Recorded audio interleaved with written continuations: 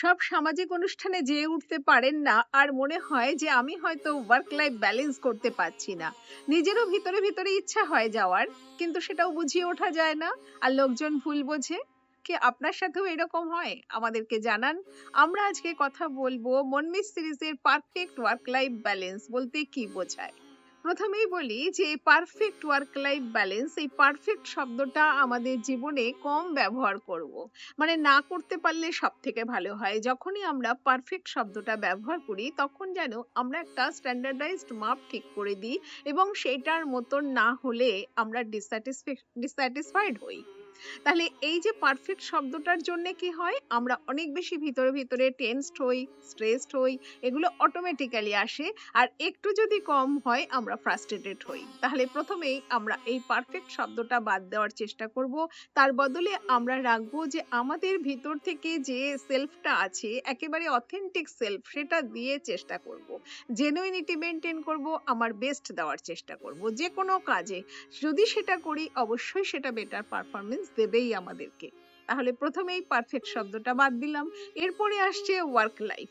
এই work life balance বললেই মনে হয় যে ওয়ার্ক একটা জায়গায়, লাইফ একটা জায়গায়। আমরা দাঁড়িপাল্লায় যেমন দেখেছি, তাহলে এই দুটোর মধ্যে ব্যালেন্স করতে হবে, তাহলে তো দুটো আলাদা জিনিস। কিন্তু সত্যিই কি আজকে সোশ্যাল স্ট্রাকচার এরকম যেখানে দুটো জিনিস আলাদা? আপনারা কি মনে করছেন? আপনারা কিভাবে ফেস করছেন বা কিভাবে এর থেকে ম্যানেজ করছে? যদি আমরা যেগুলো ম্যানেজ বলবো, আপনার যদি সেগুলো মেলে, তাহলে অবশ্যই সেটার সাথে মিল পেলে আমাদেরকে কমেন্ট করে জানান। তাহলে আমাদের ওয়ার্ক আর লাইফ কিন্তু আজকের যে স্ট্রাকচার সেটাতে আলাদা নয়। আজকে আর সেই রকম 10টা 5টার ডিউটি করে ফিরে আসবে, একসাথে বসে চা মুড়ি খাবে, তারপরে যাবে আড্ডা দিতে বা কিছু শিখতে বা পড়াতে। আজকে কিন্তু সেই রকম স্ট্রাকচারে আমরা দেখছি না।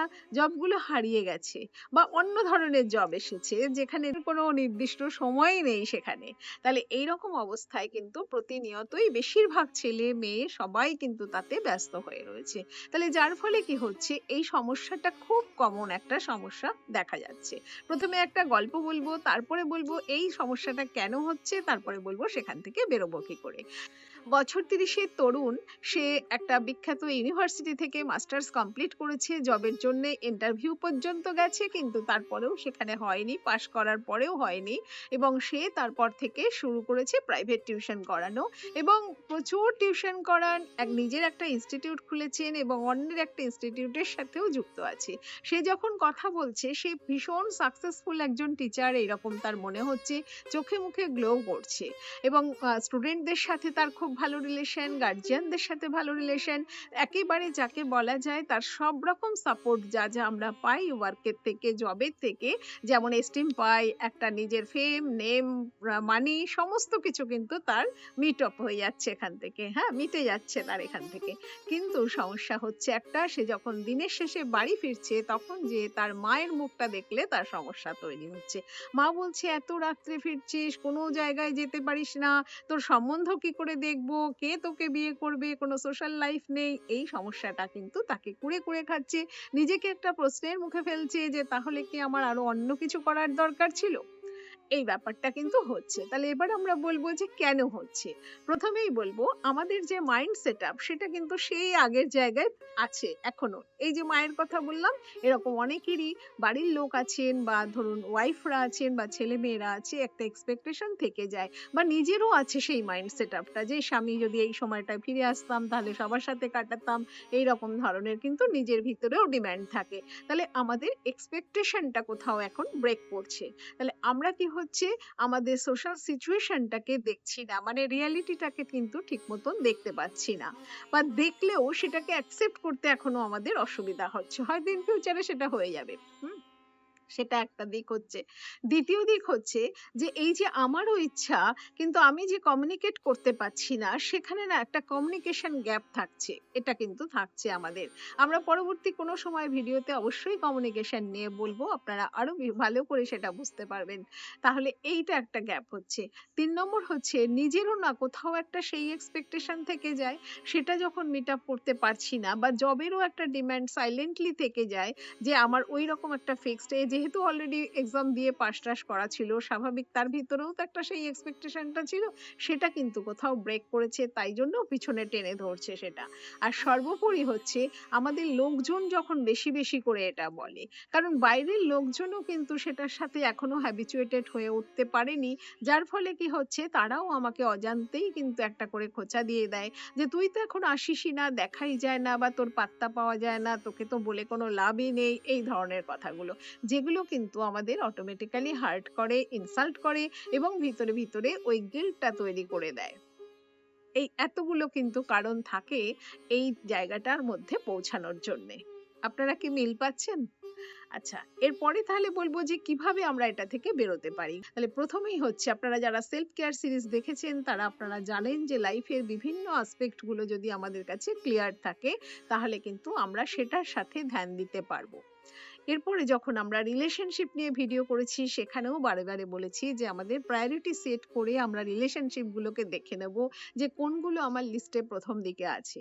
যে যত বেশি আগের দিকে থাকবে, আমাদের সময়টা কিন্তু তার জন্য বেশি করে দেওয়া থাকবে। যে কোনো কাজ হোক, মানুষ হোক, যাই কিছু থাকুক না কেন, আমার জীবনে প্রায়োরিটি অনুযায়ী, আমার প্রায়োরিটি অনুযায়ী আমি সেই লিস্টটাকে সাজাবো, সেই লিস্ট অনুযায়ী কিন্তু আমি সেখানে সময় দেব। তাহলে প্রায়োরিটি লিস্ট আগে করে নেওয়া দরকার।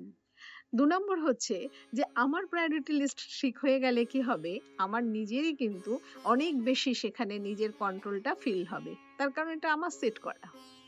এখানে বাইরের লোক যতই বলুক, আমি কিন্তু তাতে এন্ট্রি দেব না, নিজেও এফেক্টেড হব না।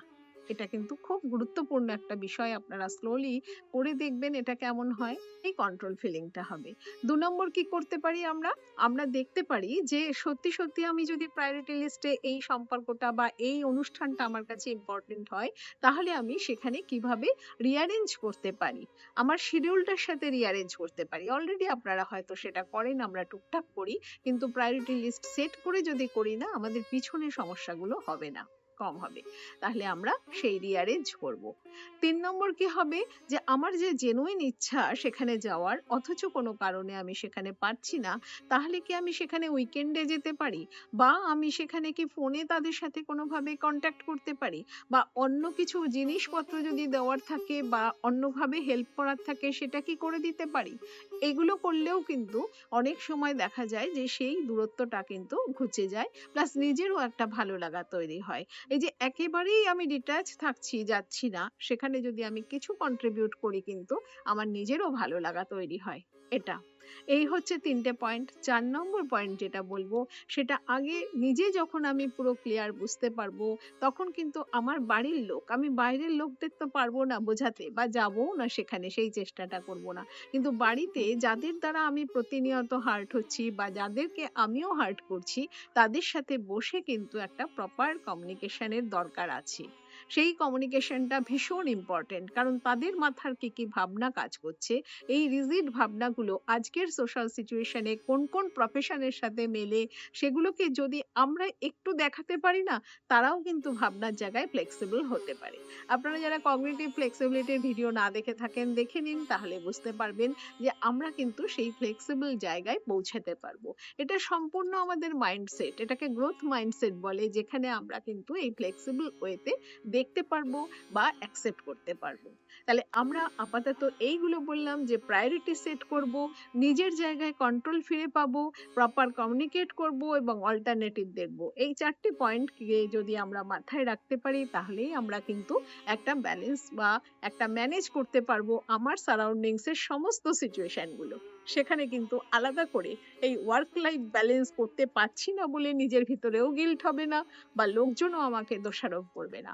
আজকে তাহলে আমরা এই মিথটা ভাঙার চেষ্টা করলাম যে ওয়ার্ক লাইফ ব্যালেন্স বলে সত্যিই কিন্তু কিছু হয় না।